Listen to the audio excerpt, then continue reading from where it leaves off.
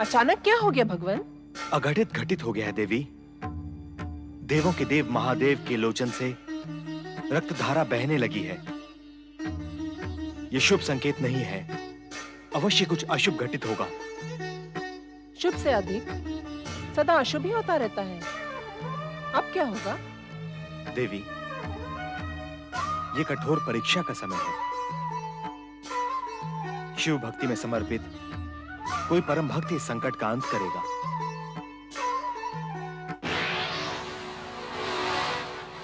ओम नमः शिवाय। ओम नमः शिवाय।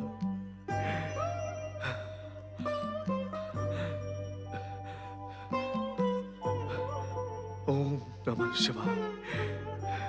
ओम नमः शिवाय। ओम नमः शिवाय। ओम नमः शिवाय। ओम नमः शिवाय। ओम नमः शिवाय। ओम नमः शिवाय। ओम नमः शिवाय। ओम नमः शिवाय। ओम नमः शिवाय।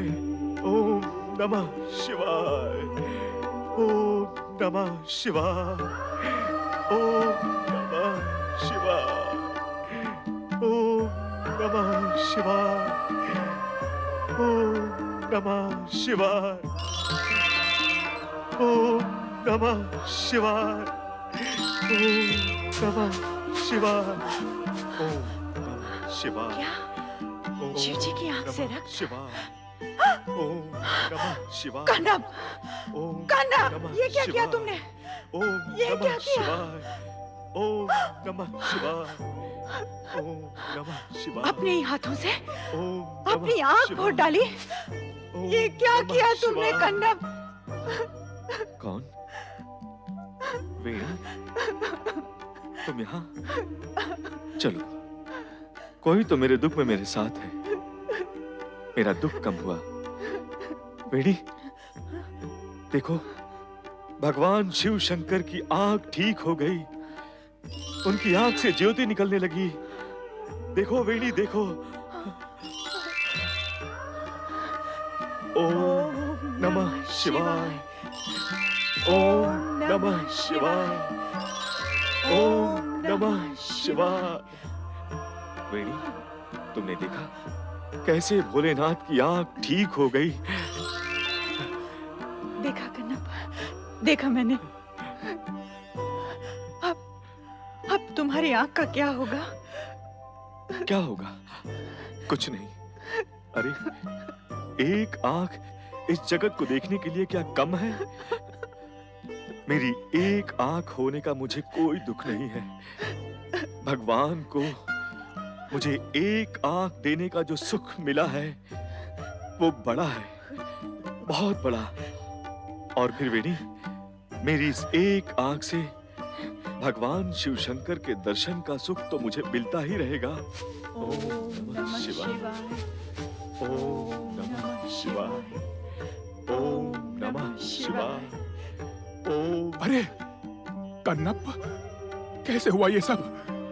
क्या हो गया ये सब कन्नप?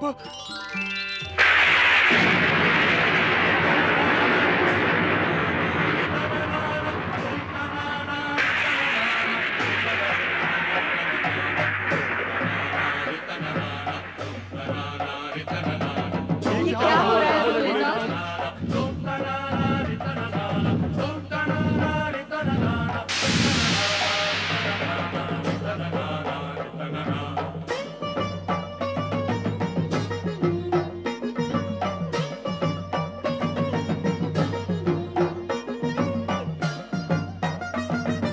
ब्रह्मदेव, अचानक ये विस्फोट की ध्वनि कहाँ से आई?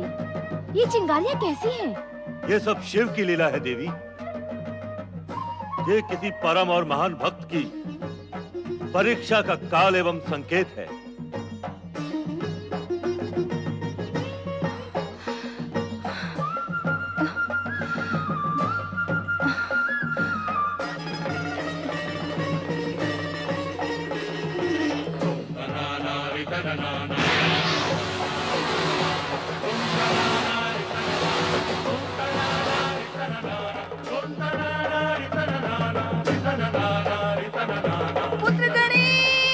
गणेश, पुत्र गणेश,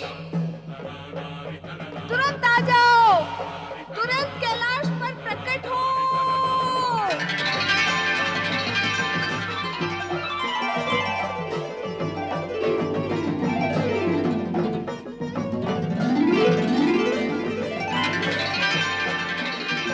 प्रणाम माता। पुत्र गणेश, तुम्हारे पिता संकट में हैं। माता, ये तो केवल शिव लीलाएं हैं। आओ, चलो देखते हैं।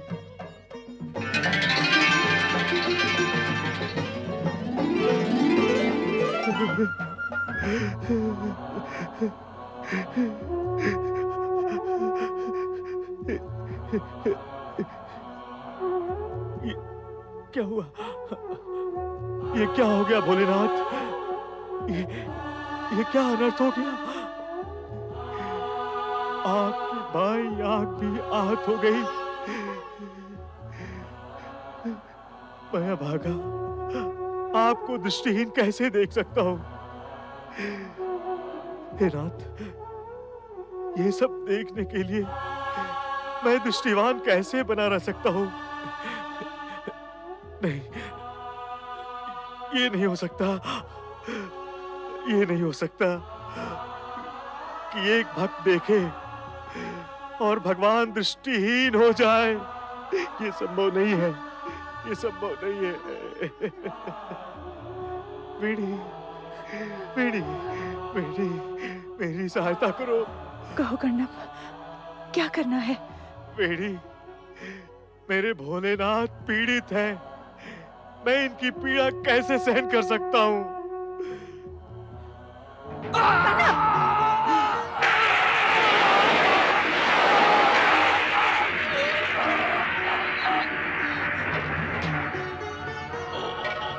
नमः शिवाय, ओम नमः शिवाय, ओम नमः शिवाय।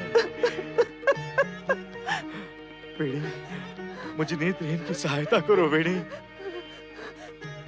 कन्नप, ये तुमने क्या किया कन्नप? क्या किया? कन्नप अपने भोलेनाथ के लिए कुछ भी कर सकता है और वेणी कन्नप के लिए सब कुछ कर सकती है। वेणी, ये मेरी बाईं आंख को भोलेनाथ को समर्पित करके उन्हें फिर से दृष्टिवान बना दो, बना दो। शीघ्र करो वेणी, शीघ्र करो। भोलेनाथ की वेदना का ये मूल कारण मैं हूँ। मैं पापी हूँ। शीघ्र करो। पार्वती परमेश्वराय नमो नमः। ओम नमः शिवाय, नमः शिवाय,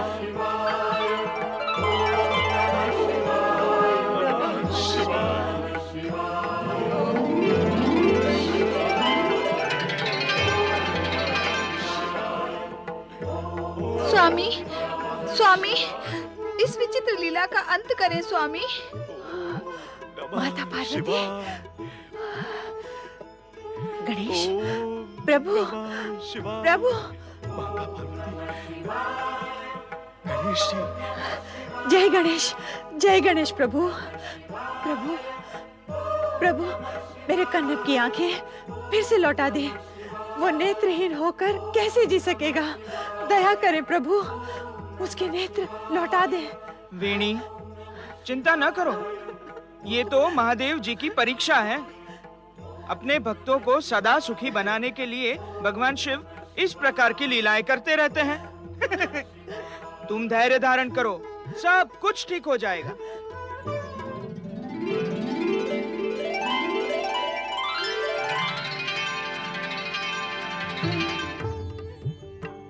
भोलेनाथ, कहाँ है? कहाँ है? जय हो भोलेनाथ। भोलेनाथ, भोलेनाथ, मैं अभागा कैसे भोलेनाथ के दर्शन करूंगा? कन्नप, वेणी, मैं अभागा कैसे भोलेनाथ के दर्शन करूंगा? तुम धन्य हो कन्नप, तुम्हारी भक्ति महान है।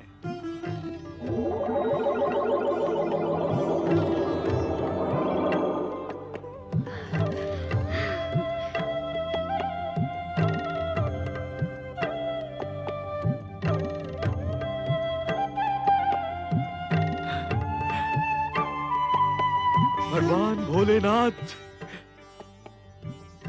प्रणाम। माता माता पार्वती प्रणाम।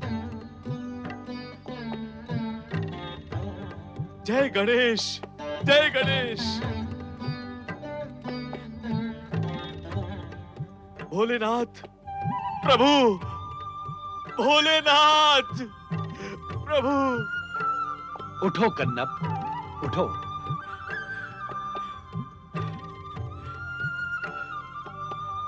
तुम तो भक्तों में श्रेष्ठ हो।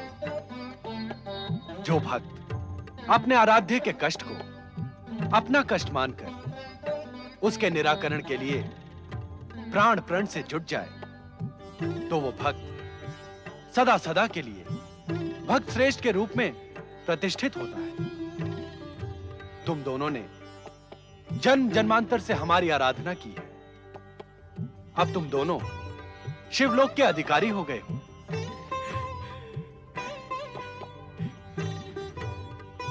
तुम हमारे अनन्य भक्त हो। आज से तुम शिवगणों में स्थान प्राप्त करोगे।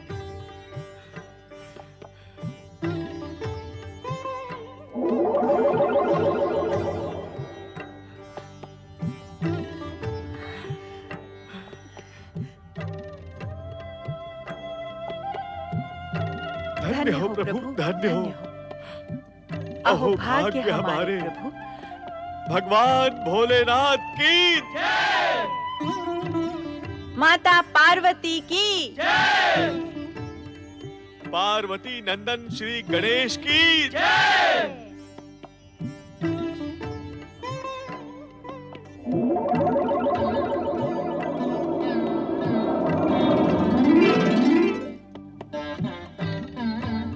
अब चलो कैलाश।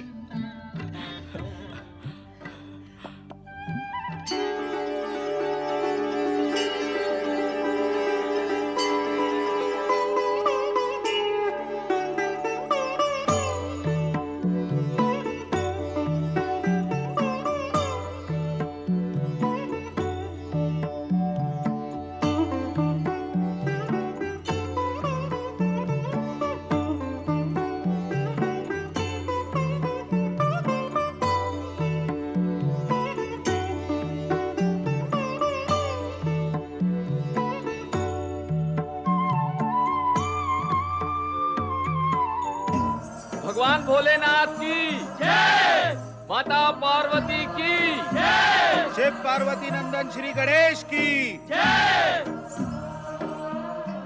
नंदी, आज्ञा करें प्रभु। आज्ञा नहीं, सूचना है।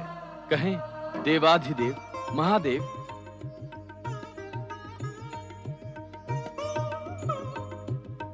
ये जिन्हें तुम चकित होकर देख रहे हो तुम्हारे ही साथी हैं।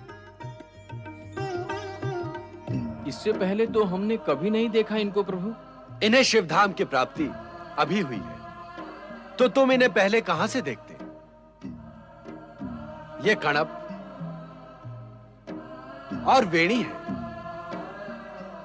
पिछले अनेक जन्मों से दोनों साथ हैं और हर जन्म में इन्होंने शिव भक्ति का आदर्श प्रस्तुत किया है। इस जन्म में तो कणप भक्ति की पराकाष्ठा तक जा पहुंचा, इसलिए शिवधाम का अधिकारी बन गया है।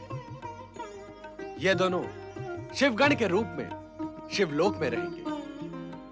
इनका स्वागत करो नंदी। आए, आपका कैलाश पर स्वागत है।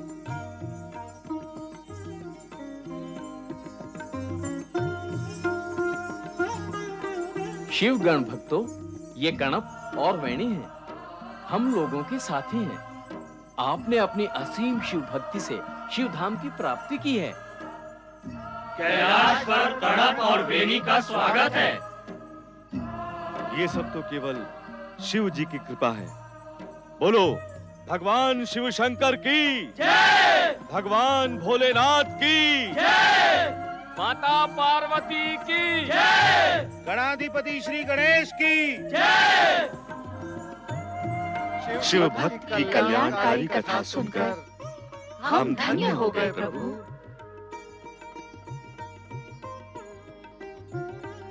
शिव भक्त कणप, आपने अपना नाम महान शिव भक्तों में अमर कर दिया। आप दोनों शिव भक्तों को नारद का सादर प्रणाम। आप हमारे पूज्य हैं देव ऋषि, आप हमारे प्रणाम के अधिकारी हैं। नारद, इन शिव भक्तों की कथा तुमने सुनी और यह भी जाना कि भक्ति के कारण भक्त कहां तक पहुंच सकता है। हाँ भगवान, इन दोनों शिव भक्तों की कथा से यह स्पष्ट हो गया कि उच्च स्थान प्राप्ति के लिए उच्च विचार और उच्च कर्म के साथ-साथ उच्च कोटि की शिव भक्ति भी अपेक्षित है। यदि तुम इस सत्य को स्वीकार करते हो तो नारद, अब यह तुम्हारा नैतिक कर्तव्य है कि तुम संपूर्ण जगत को यह संदेश दो कि सच्ची भक्ति से भक्त समस्त कष्टों का निवारण करके जन्म मरण के बंधनों से मुक्त हो जाता है। भगवान, नारद और करता भी क्या, सारा जीवन और समय प्राणियों को मुक्ति मार्ग का संदेश देने में ही व्यतीत हुआ है और भविष्य में भी यही क्रम चलता रहेगा। मैं तो चला आपका संदेश लेकर। नारायण नारायण। त्रिलोकीनाथ भगवान भोलेनाथ की जय, सर्वेश्वर शिव शंकर की जय। वत्स देश का गौरव, विजय श्री से सुशोभित अद्वितीय वीरांगना युवराज सुमति की जय जय जय। पधारो युवराज सुमति। वत्स देश की राजसभा में आपका स्वागत है। हमें पूर्ण विश्वास है कि विदर्भ के कायर राजकुमार मरकतसेन को पराजित करके विदर्भ की राजधानी में आपने वत्स देश का ध्वज अवश्य फहरा दिया होगा। आपने हमें युवराज की उपाधि दान में नहीं दी है पिताश्री, उसे हमने अपनी वीरता और बाहुबल से प्राप्त किया है। विदर्भ तो क्या, आज पूरे आर्यवर्त में ऐसा कोई पुरुष योद्धा नहीं है जो हमसे टकराने का साहस कर सके। आज वत्स देश के युवराज सुमति का नाम सुनते ही बड़े बड़े वीरों के हृदय की धड़कनें बढ़ जाती है और उनका भय उन्हें कायरता की सीमा तक पहुंचा देता है। यही हाल विदर्भ के मरकतसेन का भी हुआ। हमारे प्रहारों की मार से वो रणभूमि छोड़कर दूर भाग खड़ा हुआ। हमें आप पर गर्व है युवराज। वत्स देश का बच्चा बच्चा हमारे इस गौरव में सहभागी है। बोलो, वीरों के वीर युवराज सुमति की जय जय जय। सभासदों, भगवान शिव ने हमें राजकुमार प्रदान नहीं किया, इसका हमें कोई दुख नहीं है, क्योंकि युवराज सुमति ने अपने कोई पुत्र से अधिक योग्य वत्स देश का सच्चा उत्तराधिकारी सिद्ध किया है। आप सत्य कह रहे हैं महाराज। आप ये भी जानते हैं कि हमने किसी पुरुष को अपने से श्रेष्ठ कभी नहीं समझा, क्योंकि नारी यदि ठान ले तो वो पुरुष की शक्ति के अभिमान को एक क्षण में छिन्न भिन्न कर सकती है। हमने पुरुष पर नारी की श्रेष्ठता सिद्ध कर दी है। हमने ये भी सिद्ध कर दिया है कि युद्ध कौशल में हम किसी भी पुरुष से बढ़ चढ़कर हैं। जो भी पुरुष युवराज सुमति से टकराएगा वो चूर चूर हो जाएगा। महान योद्धा युवराज सुमति की जय जय। बंद करो, बंद करो ये जय जयकार। राजन,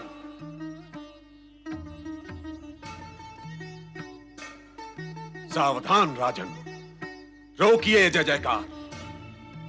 ये सत्वहीन जय जयकार राजकुमारी सुमति के पतन का कारण हो सकती है।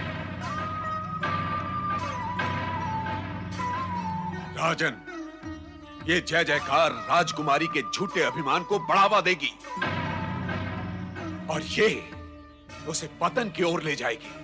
राजगुरु धूर्जटी, ये क्या कह रहे हैं आप? लगता है राजगुरु धूर्जटी की बुद्धि भ्रमित हो गई है। हमारे किसी शत्रु ने इन्हें हमारे विरुद्ध भड़का दिया है। छोटे मुंह बड़ी बात न कर वाचाल राजकुमारी। शिव भक्त धूर्जटी की बुद्धि का लोहा सारा देश मांगता है। अरे हमने ही तुझे कूटनीति और राजनीति के पाठ पढ़ाए हैं और तू ही हमारे अपमान पर उतर आई है। हमारी श्रेष्ठ बुद्धि को भ्रमित कहती है तू। हाँ हाँ राजगुरु धूर्जटी, आपकी बुद्धि भ्रमित ही नहीं पतित भी हो चुकी है। जो राजगुरु अपने ही राज्य के युवराज से ईर्ष्या करने लगे, उसी की राज्यसभा में उसको अपमानित करने लगे, तो समझ लेना चाहिए कि उसकी बुद्धि उसका साथ छोड़ चुकी है। अब आपकी बुद्धि ही नहीं, आपकी निष्ठा भी विश्वास के योग्य नहीं रही। आप जिसका नमक खा रहे हैं, उसी के विरुद्ध विषवमन कर रहे हैं। सुमति, अपनी जिह्वा को वश में रख, अन्यथा परिणाम बहुत बुरा होगा। शांत हो जाइए राजगुरु, शांत हो जाइए। पुत्री, तुम संयम से काम लो। राजगुरु के विरुद्ध कुछ बोलना ठीक नहीं है। संयम तो इन्होंने तोड़ा है पिताश्री। आश्चर्य है, आप अपने युवराज का यह घोर अपमान सहन कैसे कर रहे हैं? मैं आपके स्थान पर होती तो अब तक धूर्जटी या तो बंदी बना दिए गए होते, या फिर इनका शीश धड़ से अलग होकर राजसभा में लुढ़कता दिखाई देता। तेरे खड़ग से भयभीत होने वाले हम नहीं हैं सुमति। हमें अपने प्राणों से अधिक नीति, न्याय और सम्मान प्रिय हैं। तुझे अपनी झूठी वीरता को कलंकित करने की इतनी ही इच्छा है तो उठा अपना खड़ग और कर दे हमारा शीश धड़ से अलग। हम भी तेरे पतन की पराकाष्ठा देखना चाहते हैं। मेरे क्रोध को और ना भड़काओ धूर्जटी, इसी समय निकल जाओ यहाँ से। तूने अपने राजगुरु का अपमान करके हमें वत्स देश के राजगुरु पद को त्यागने पर विवश किया है सुमति। हम इसी समय महाराज भद्रसेन द्वारा प्रदत्त राजगुरु के पद को त्यागते हैं और आज के बाद हम इस राज्यसभा में झांकने भी नहीं आएंगे। महाराज भद्रसेन, सुमति को सिर पर चढ़ाकर आपने अपने सर्वनाश को निमंत्रित किया है। अपने जाने से पूर्व हम आपको सावधान करना अपना पावन कर्तव्य समझते हैं। पुरुष की वेशभूषा धारण करने मात्र से कोई स्त्री पुरुष नहीं बन जाती। जो स्त्री स्त्रियोचित लज्जा और मर्यादा का त्याग कर दे, वो अपने पिता और पति दोनों के कुल को कलंकित करती है। अब भी समझ जा सुमति और अपनी नारी की मर्यादा में वापस आ जा। अपने सुमति नाम को सत्य कर दिखा तू। बस बस, बहुत हो गया। पिताश्री, धूर्जटी से कहिए हमारी आंखों से ओझल हो जाए, अन्यथा इनकी हत्या का पाप आपके सर लगेगा। अब तेरा सर्वनाश निश्चित है धूर्त राजकुमारी। हम जा रहे हैं, सदा सदा के लिए इस राज्यसभा को त्याग कर।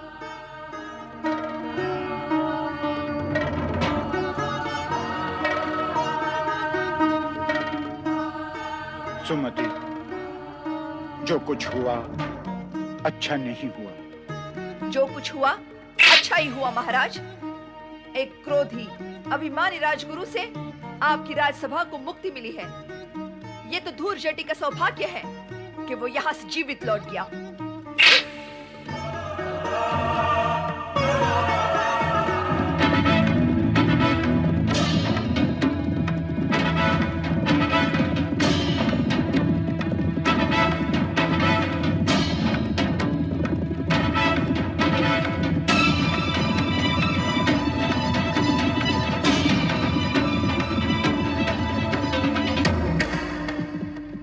युवराज वज्रसेन, इस वन में आखेट योग्य तो कोई पशु दिखाई नहीं पड़ता। हम भी यही सोच रहे हैं वरुण। आज एक भी आखेट हाथ नहीं आया। हमारा कितना समय वन में भटकने में ही नष्ट हो गया। सुना है इस वन में बारहसिंगा मृग अधिकतम दिखाई देते हैं। हमारी इच्छा थी कि आज किसी भयानक पशु से मुठभेड़ हो। बेचारे मृगों को मारना कोई वीरता की बात नहीं है। सत्य है युवराज, परंतु हमें कुछ देर विश्राम करना आवश्यक है, क्योंकि हमारे साथी भी जल के लिए व्याकुल हो रहे हैं। ओम महारुद्राय स्वाहा। वो देखो, दूर एक आश्रम दिखाई दे रहा है, वहीं जल मिलेगा। कुछ देर विश्राम भी कर लेंगे। ओम महारुद्राय स्वाहा। ओम महारुद्राय स्वाहा। युवराज, उधर ना जाएं। ये आश्रम हमारे घोर शत्रु भद्रसेन के राजगुरु धुर्जटी का है। मैं पहले भी एक बार गया था, अपमानित होकर लौट आया। राजगुरु धुर्जटी बहुत क्रोधी स्वभाव के हैं। राजगुरु धुर्जटी का नाम हम बचपन से सुनते आ रहे हैं वरुण। कूटनीति और राजनीति के गुरु के रूप में इनकी समानता कोई नहीं कर सकता। अब स्मरण हुआ, पिताश्री भी बहुत पहले मुझे इनके पास ले गए थे, मुझे इनका शिष्य बनाने के लिए, परंतु इन्होंने अपने शत्रु के पुत्र को शिष्य बनाना स्वीकार नहीं किया था। फिर तो उनके आश्रम में जाने का कोई प्रश्न ही नहीं उठता। ये हमारे शत्रु के राजगुरु हो सकते हैं, परंतु हमारे शत्रु तो नहीं है। और इन जैसा ज्ञानवान व्यक्ति किसी अतिथि को कभी निराश नहीं करेगा। चलो।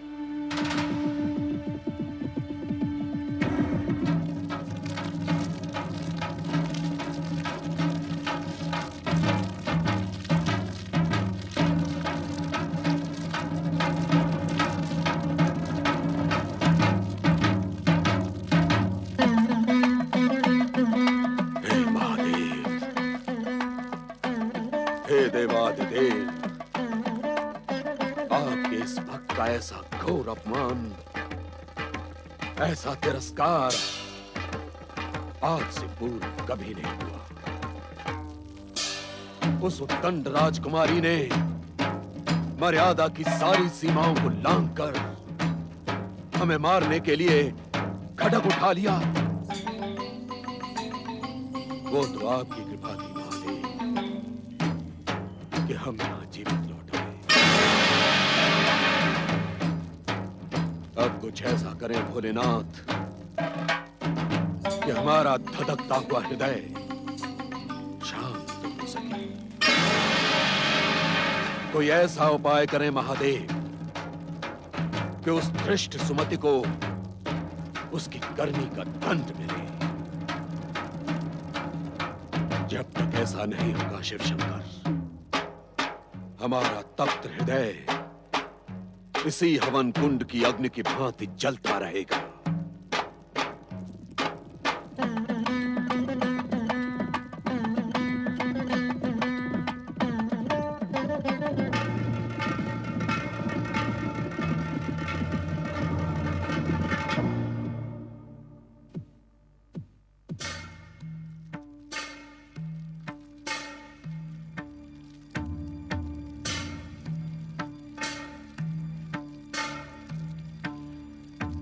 प्रणाम गुरुदेव।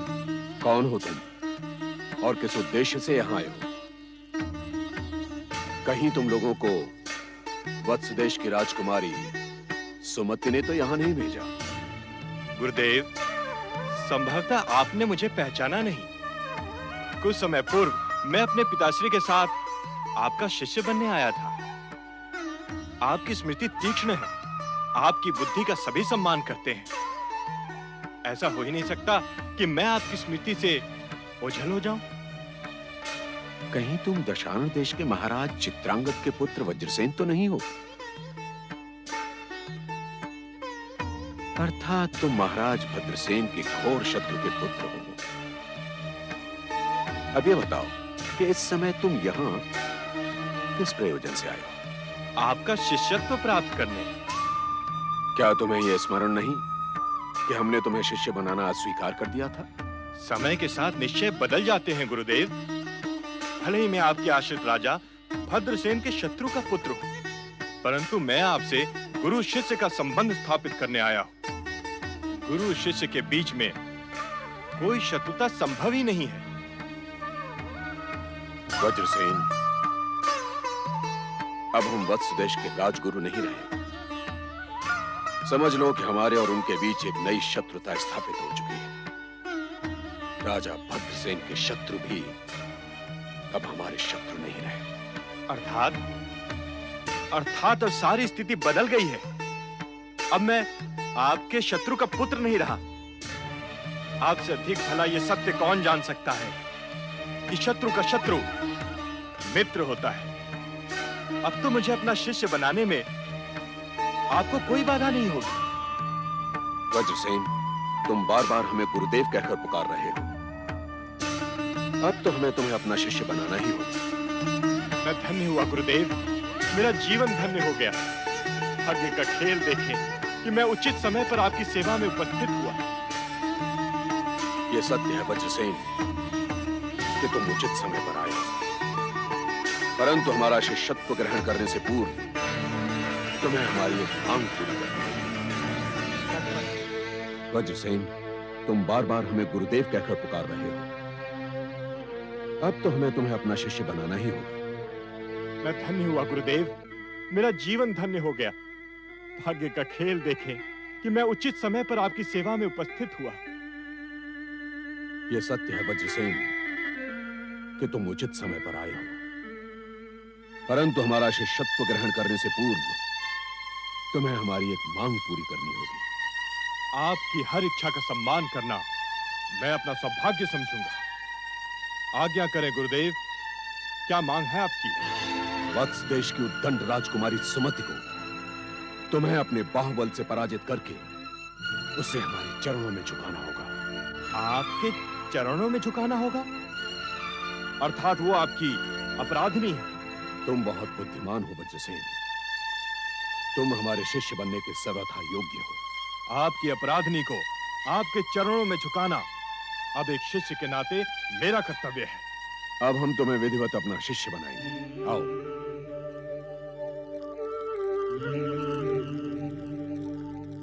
भगवान शिव के समक्ष हाथ जोड़कर बैठ जाओ और हमारे शब्दों को दोहराकर प्रतिज्ञा करो। मैं दशार्ण देश का युवराज वज्रसेन, मैं दशार्ण देश का युवराज वज्रसेन, मैं भगवान शिव की शपथ लेकर प्रतिज्ञा करता हूं कि निष्कपट होकर विनम्र और सरल भाव से गुरु धूर्जटि का शिष्यत्व स्वीकार करता हूं। मैं भगवान शिव की शपथ लेकर प्रतिज्ञा करता हूं कि मैं निष्कपट होकर सरल और विनम्र भाव से गुरु धूर्जटि का शिष्यत्व स्वीकार करता हूं। मैं उनके प्रति सदा प्रामाणिक रहूंगा और उनके आदेश को अपना धर्म समझकर स्वीकार करूंगा। मैं अपने गुरु के प्रति सदा प्रामाणिक रहूंगा तथा उनके हर आदेश को अपना धर्म समझकर स्वीकार करूंगा। विजयी भव। भगवान शिव तुम्हारी मनोकामना पूर्ण करे और तुम हमारे योग्य शिष्य बनो। मैं हृदय से आपका कृतज्ञ हूं गुरुदेव। मैंने स्वप्न में भी नहीं सोचा था कि मेरी वर्षों की कामना आज यूं अचानक पूर्ण हो जाएगी। मैं धन्य हुआ। यहाँ से उत्तर दिशा में 10 योजन की दूरी पर सुमति का युद्ध शिविर है, जहाँ वो अहंकारिणी युद्ध कौशल का अभ्यास करती है। तुम ये तो जानते ही हो कि महाराज भद्रसेन ने उसे युवराज की उपाधि दे रखी है। वो स्त्री होकर भी स्वयं को सब पुरुषों से श्रेष्ठ समझती है। इस विषय में मैंने सुन रखा है गुरुदेव, और उससे दो हाथ करने की इच्छा भी थी। मैं जिस अवसर की प्रतीक्षा में था वो आज अनायास ही मुझे मिल गया है। वज्रसेन आपको विश्वास दिलाता है कि आपकी इच्छा वो शीघ्र पूर्ण करेगा। चलो वरुण। जो आज्ञा युवराज। प्रणाम गुरुदेव। स्वस्ति।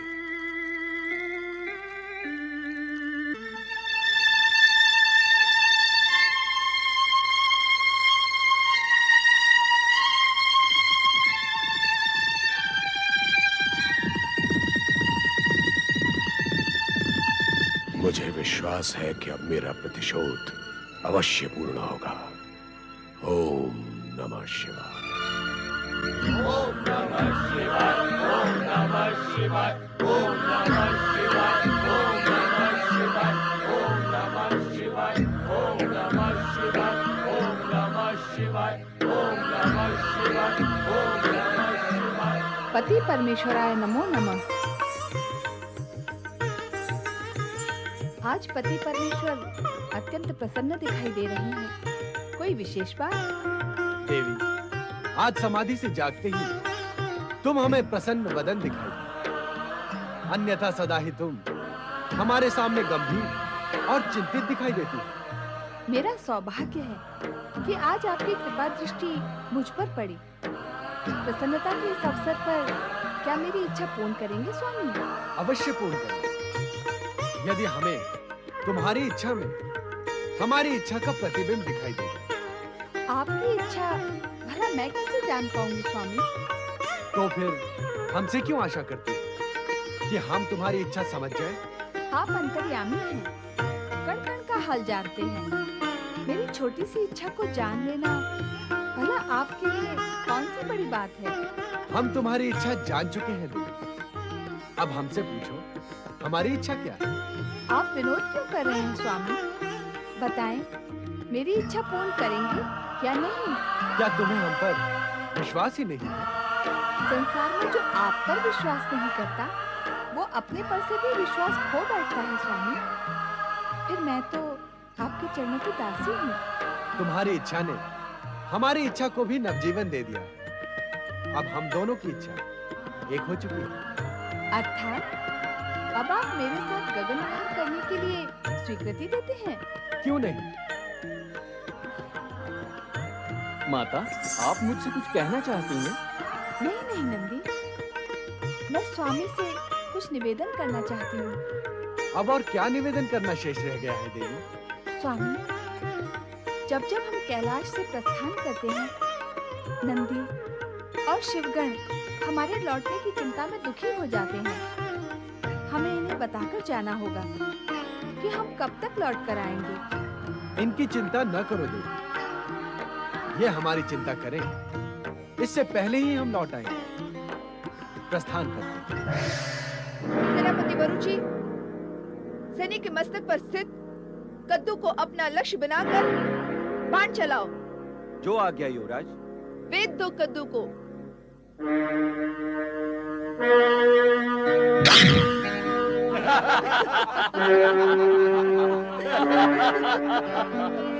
सेनापति, तुम्हारा लक्ष्य तो निष्फल रहा। लाओ, धनुष हमें दे दो। हम तुम्हें बताते हैं कि लक्ष्य को कैसे वेधते हैं।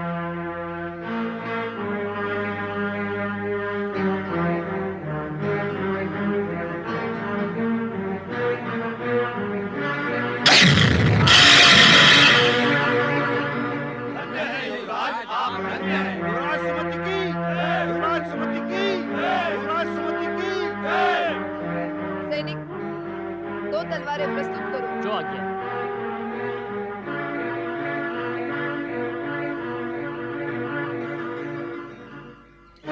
सेनापति, अब हम तलवार से युद्धाभ्यास करेंगे।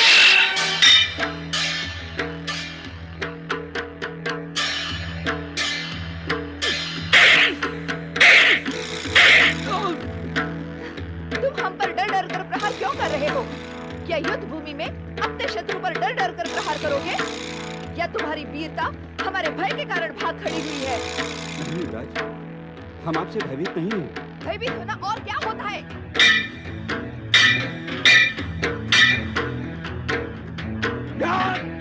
देख क्या रहे हो? प्रहार करो, समझ लो कि हम तुम्हारे शत्रु हैं।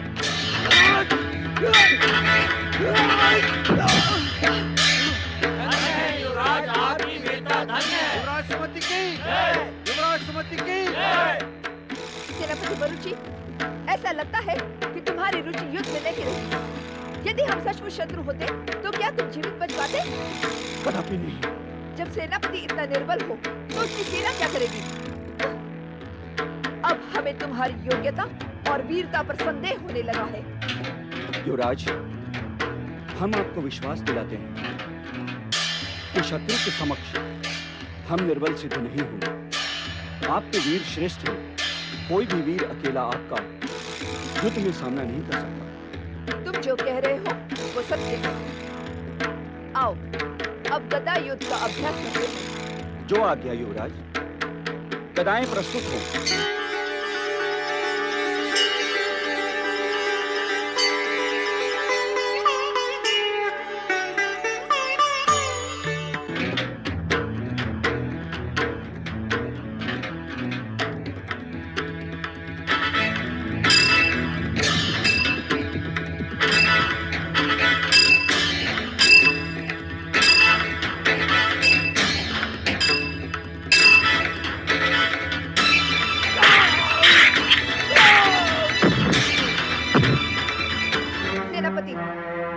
दूसरी बार हमारे सामने शस्त्र विहीन हुए हो, ऐसे ही शत्रु से लड़ोगे तो क्या अपने प्राण बचा पाओगे?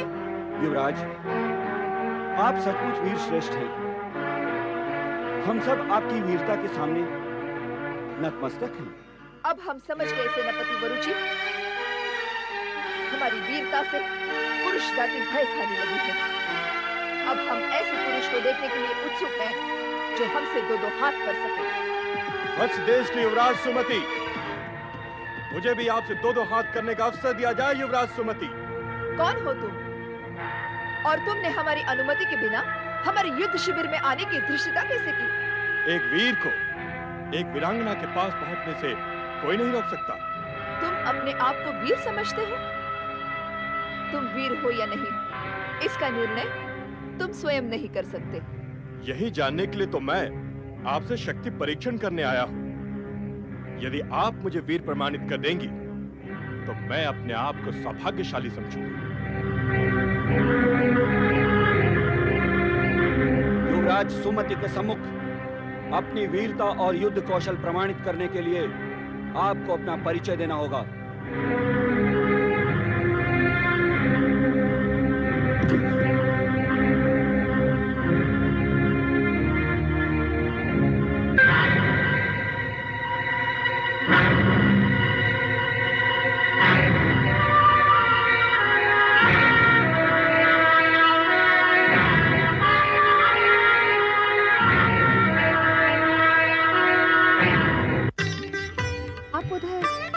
स्वामी, हम उसी व्यक्ति को देख रहे हैं देवी, जिसे हम अपनी दिव्य दृष्टि से देखकर मुस्कुराए थे। कौन है वो व्यक्ति? मैं भी एक प्रतिष्ठित राज्य का युवराज हूँ। इस समय मैं केवल इतना ही बताऊंगा।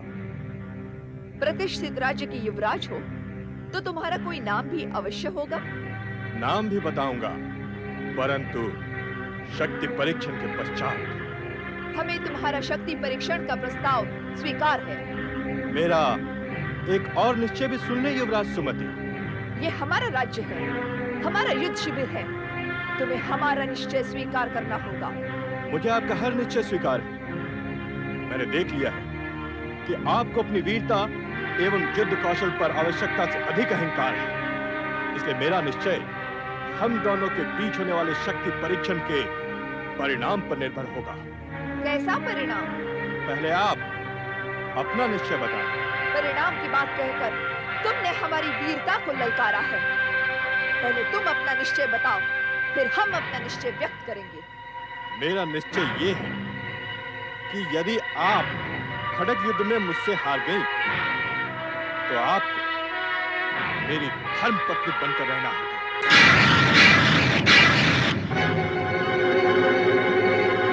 सदा सदा के लिए मेरी आज्ञा का पालन करना होगा।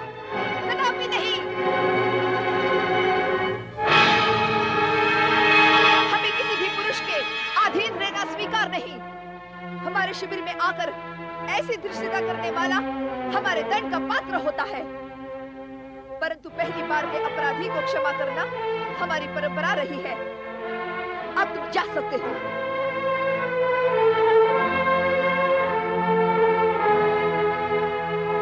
युवराज सुमति,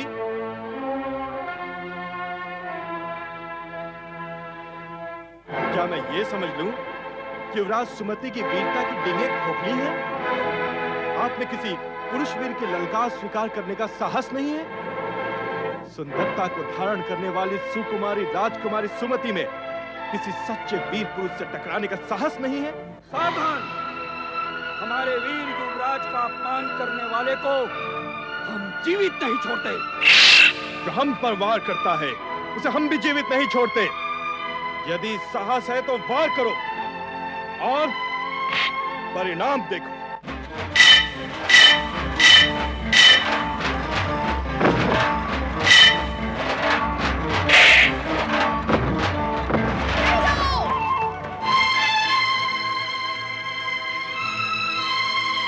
हमें तुम्हारा शक्ति परीक्षण का प्रस्ताव स्वीकार है। दो ढाल और तलवार प्रस्तुत करो। तुम्हारा क्या अनुमान है देवी, कौन जीतेगा इन दोनों में? मैं तो उस वीरांगना के पक्ष में हूँ। देख नहीं रहे हैं, इस वीरता से इस पुरुष को टक्कर दे रही है। इस अभिमानी पुरुष को तो पराजित होना ही है। तुम भ्रम में हो देवी। अभिमानी ये पुरुष नहीं, अभिमानिनी सुमति है। सुमति? हाँ, सुमति, जो राजकुमारी के बदले युवराज बन बैठी है। ये युवराज सुमति का ही युद्ध शिविर है और पुरुष का नाम है युवराज वज्रसेन, जो सुमति को पराजित करने के लिए ही यहाँ आया है। वीरांगना सुमति वज्रसेन से पराजित नहीं होगी। देवी, सृष्टि का ये शाश्वत नियम है कि अहंकारी का अहंकार खंडित होकर रहता है। युवराज, हमारा भी निर्णय सुन ले। यदि आज द्वंद्व युद्ध में हमने तुम्हें पराजित कर दिया, तो तुम्हें जीवन भर के लिए हमारा दास बनकर रहना होगा। तुम जैसी सुंदरी वीरांगना का दास बनने के लिए भला कौन नहीं उत्सुक होगा? तुमने इन दोनों की बातें और मांगे सुन ली देवी? सुन ली।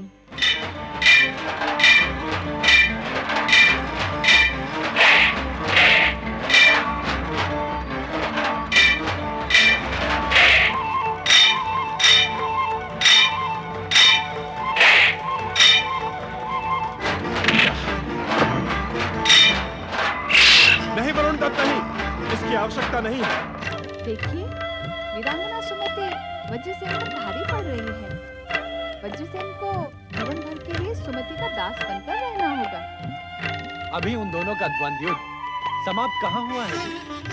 देखती जाओ आगे क्या होता है।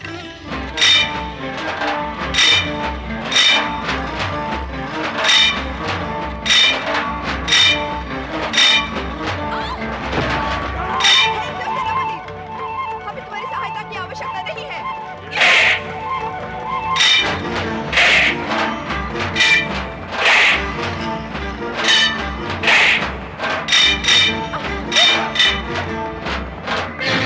युवराज सुमति पराजित हो गई। बहुत अच्छे, मान गया कि तुम वीरांगना हो, परंतु मेरे निश्चय के अनुसार तुम मेरी धर्मपत्नी बनने के लिए विवश हो। यदि प्राणों की रक्षा के इच्छुक हो तो चलो मेरे साथ। नहीं, मार दो मुझे। किसी पुरुष से अपमानित और पराजित होकर मैं जीवित नहीं रहूंगी। एक निहत्थी अबला नारी को मारकर मैं अपनी वीरता को कलंकित नहीं करूंगा। यदि अपने वचन का पालन करना उचित समझती हो तो चलो मेरे साथ। नहीं, हम आपको इसके साथ नहीं जाने देंगे युवराज। हम अपने युवराज की रक्षा करना जानते हैं। सेनापति, राजकुमारी की रक्षा का दायित्व तो अब हमारा है। राजकुमारी को अपने वचन का पालन करना ही होगा। हमारे युवराज वज्रसेन ने राजकुमारी को पराजित किया है। वज्रसेन? दशार्ण देश की राजकुमार वज्रसेन, अर्थात हमारे शत्रु। एक शत्रु को अपनी शत्रुता का परिचय युद्ध से पहले देना आवश्यक होता है। वज्रसेन, तुमने अपने आप को छुपाकर मुझसे छल किया है। अब तो युद्ध समाप्त हो गया और तुम मेरी शत्रु भी नहीं रही। क्या हमारी होने वाली धर्मपत्नी भी हमारी शत्रु रह सकती है राजकुमारी सुमति? इसलिए अपने निश्चय के अनुसार अपनी पराजय स्वीकार कर लो और चलो मेरे साथ। निश्चय के परिणाम के अनुसार आपकी भलाई इसी में है राजकुमारी कि आप चुपचाप अश्व पर बैठकर हमारे साथ चली चलें।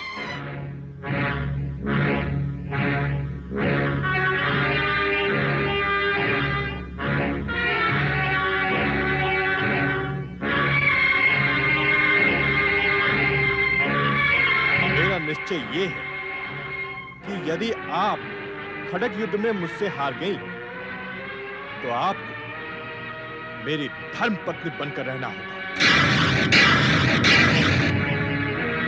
मेरा निश्चय ये है कि यदि आप खड़ग युद्ध में मुझसे हार गई तो आपको मेरी धर्मपत्नी बनकर रहना होगा। हमें तुम्हारा शक्ति परीक्षण का प्रस्ताव स्वीकार है। मैं स्वयं अपने अश्व पर जाऊंगी। मेरा अश्व प्रस्तुत हो।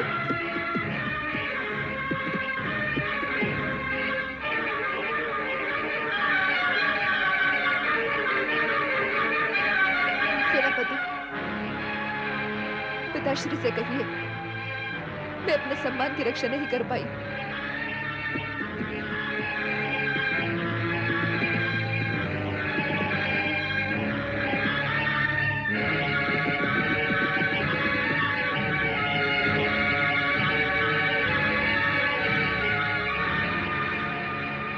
अब मैं महाराज को क्या मुंह दिखाऊंगा? यह एक वीरांगना नारी का अपमान है स्वामी। आपने वज्रसेन का पक्ष लिया और वह जीत गया।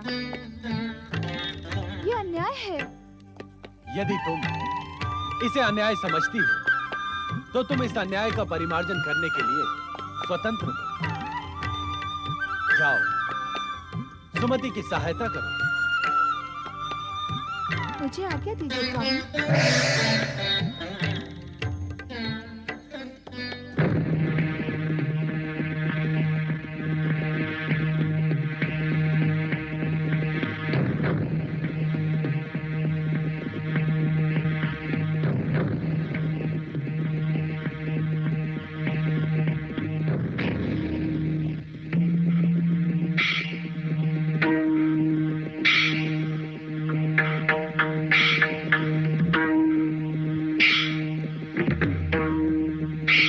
सेनापति वरुण, क्या आज्ञा युवराज? अपनी होने वाली धर्मपत्नी को हम अकेले ही ले जाएंगे, तुम लोग जा सकते हैं। किंतु युवराज, अपमानित और पराजित वीरांगना को और लज्जित करना उचित नहीं समझते।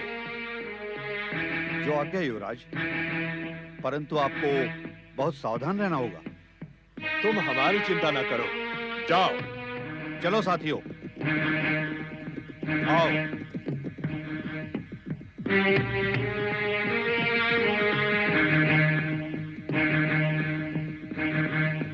जिसने तुम्हें पराजित किया, अपमानित किया, उसके साथ क्या तुम धर्मपत्नी बनकर रह पाओगी? तुम्हारा सारा जीवन नर्क की यातना में बीतेगा सुमति। तुम उससे आंख मिलाकर कभी बात नहीं कर पाओगी। तुम्हारा सारा जीवन व्यर्थ हो जाएगा, व्यर्थ हो जाएगा, व्यर्थ हो जाएगा। क्या सोच रही हो मेरी होने वाली धर्मपत्नी? तुम्हारा जीवन अमूल्य है सुमति। तुम्हारी बाहुओं में अभी इतना बल है कि तुम इस स्थिति को बदल सकते हो। वचन के बंधन से निकलकर इस समय चतुराई और राजनीति से काम लो। निकल भागो यहाँ से, निकल भागो, निकल भागो।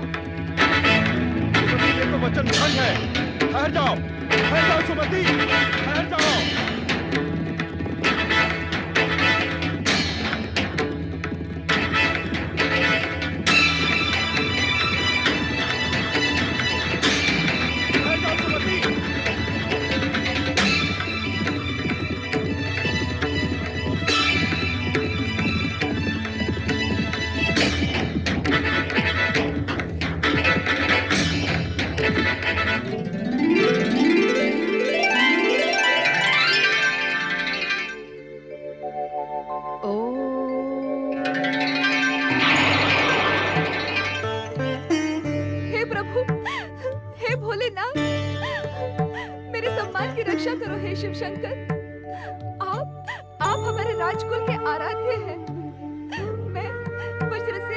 परीक्षण में हारने के कारण संकट में पड़ गई हूँ। मेरी रक्षा करो, आप सर्वशक्तिशाली हैं। मेरी रक्षा करो भोलेनाथ, मेरी रक्षा करो। ओम नमः शिवाय। मेरी रक्षा करो। पुत्री, क्या तुम किसी संकट में पड़ गई हो?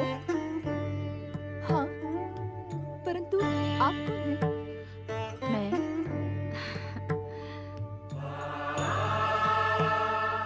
मैं एक शिवभक्त ब्राह्मणी हूँ। मुझे पूर्ण विश्वास है शिव पार्वती पर आस्था रखने वाला हर संकट से उबर जाता है। परंतु इस समय एक शत्रु मेरे पीछे पड़ा है और मैं पूरी आस्था के साथ शिव शंकर की शरण में आई हूँ। यह आस्था नहीं, शत्रु से बचने की घबराहट है। जिसके मन में आस्था होती है वह घबराता नहीं है। यदि तुम मेरे स्थान पर होती तो समझ पाती कि घबराहट में और कुछ नहीं सोचता, बस संकट से बचकर भाग निकलना ही होता है। मैं तुम्हारी स्थिति समझ रही हूँ पुत्री, इसीलिए कह रही हूँ कि ये घबराहट छोड़कर भगवान शिव के प्रति भक्ति भाव से एक प्रतिज्ञा करो, तुम्हारा संकट अवश्य टल जाएगा। प्रतिज्ञा? एक वचन के कारण मैं पहले ही संकट में पड़ गई हूँ, एक और प्रतिज्ञा मैं नहीं करूंगी। मेरी बात मान लो पुत्री, ये प्रतिज्ञा भगवान शिव के प्रति भक्ति की है, इससे तुम्हें उनकी कृपा भी प्राप्त होगी। क्या है वो प्रतिज्ञा? पूरी निष्ठा से 16 सोमवार व्रत करने की शपथ ले, तेरा कल्याण होगा। 16 सोमवार का व्रत? सोमवार तो बहुत दूर है, आज तो शनिवार है। सोमवार तक मेरी रक्षा कौन करेगा? यदि तुम इसी समय व्रत करने की शपथ लोगी तो तुम्हारी रक्षा स्वयं माता पार्वती करेंगी और भगवान शिव की कृपा भी तुम्हें अवश्य प्राप्त होगी। भविष्य की आशा पर मैं विश्वास नहीं करती। मुझे इसी समय शिव भगवान की सुरक्षा की आवश्यकता है। हमारे कुलाराध्य होने के नाते उन्हें मेरी रक्षा करनी ही होगी। मुझे इस संकट से उबारना होगा। तुम भगवान शिव को अपनी रक्षा करने के लिए विवश नहीं कर सकती पुत्री। भगवान शिव अपने सच्चे भक्तों की रक्षा स्वयं करते हैं, उन्हें विवश करने वालों की नहीं। अब भी मेरी बात मान लो, 16 सोमवार व्रत की शपथ ले लो, तुम्हारा संकट अवश्य टल जाएगा। मुझसे विवाद न करो ब्राह्मणी माता, मुझे अकेली छोड़ दो। यदि भगवान शिव मेरी सहायता नहीं कर सकते तो मैं अपनी रक्षा स्वयं कर लूंगी। इससे ये सिद्ध होता है कि अपने कुल के आराध्य भगवान शिव के प्रति तुम्हारे मन में तनिक सी भी भक्ति नहीं है। वो भक्ति किस काम की जो समय पर काम न आए? अब मुझे विश्वास हो गया है कि भगवान शिव और माता पार्वती की सहायता पर आस्था मिथ्या है। आपत्ति पड़ने पर कोई किसी की सहायता नहीं करता। लगता है संकट की काली छाया तुम पर मंडरा रही है, तुम्हारी बुद्धि कुंठित हो गई है। श्रद्धा, भक्ति और आस्था पर से तुम्हारा विश्वास उठ गया है पुत्री। अब तो इच्छा होते हुए भी तुम्हारी सहायता कोई नहीं कर सकता। भगवान शिव तुम्हारा कल्याण करें। ओम नमः शिवाय, ओम नमः शिवाय, ओम नमः शिवाय, ओम नमः शिवाय, ओम नमः शिवाय, ओम नमः शिवाय, ओम नमः शिवाय, ओम नमः शिवाय।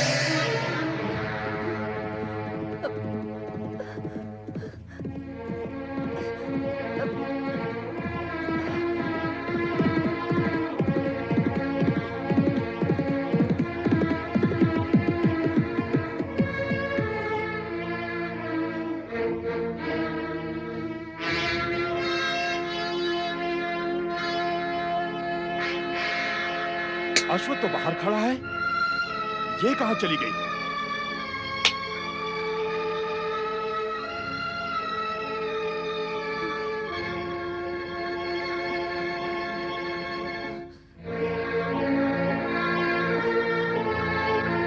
मुझसे भागने की चेष्टा व्यर्थ है सुमति। विधाता ने तुम्हारे भाग्य को मुझसे जोड़ दिया है, अब तुम मुझसे बचकर नहीं जा सकती। अपने को वीर पुरुष कहते हो तो वीर पुरुष जैसा व्यवहार करो, छोड़ दो मुझे। तुमने वचन भंग किया, मेरे साथ विश्वासघात किया, परंतु मैं अपने वचन पर अटल हूं। मैं तुम्हें अपनी धर्मपत्नी बनाकर रहूंगा। अब तुम मेरा साथ नहीं छोड़ सकती। चलो मेरे साथ, चलो।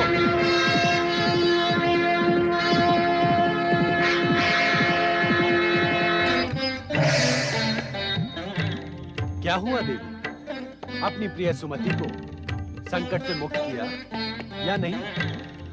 उसकी बुद्धि भ्रमित हो गई है स्वामी।